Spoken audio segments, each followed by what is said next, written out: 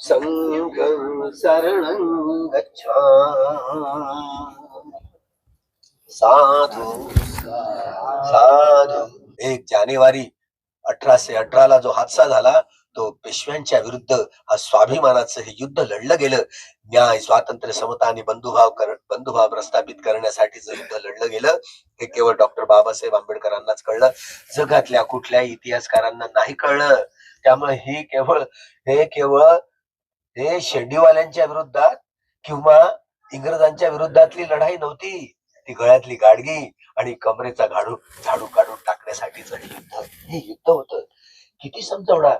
ज्या लढाईत एकीकडे 30,000 पेशव्यांचं सैन्य, दुसरीकडे 500 महार सैनिक, प्रत्यक्ष त्या जवळ 800 होते, 850 होते, पण बाकी इकडे घोडदौडेवाले. पण ते हातात हतियार घेऊन, शस्त्र घेऊन हीच आपली मंडळी होती. त्यावेळेला बंधनावर जी लढाई झाली, एका महार सैनिकाच्या वाट्याला 56 झालं. लगा तुझ्यासारखे 56 पाहिल्याने म्हणतो ते ही परत त्या ठिकाणी उत्पन्न झाली. ही शूरवीरांची लढाई. डॉक्टर असं लिहितो की आम्ही जगावर राज्य केलं, पण एवढी खऱ्या अर्थानं पतन पेशव्यांचं किंवा कोरेगावला झालं. असा लिहितो आम्ही एवढ्या जगावर राज्य केलं, पण एवढे शूरवीर आम्ही जगात पाहिले नाही. यांनी जर ठरवलं ना साऱ्या जगावर आक्रमण करून हे लोक जगाचे राजे होऊ शकतात,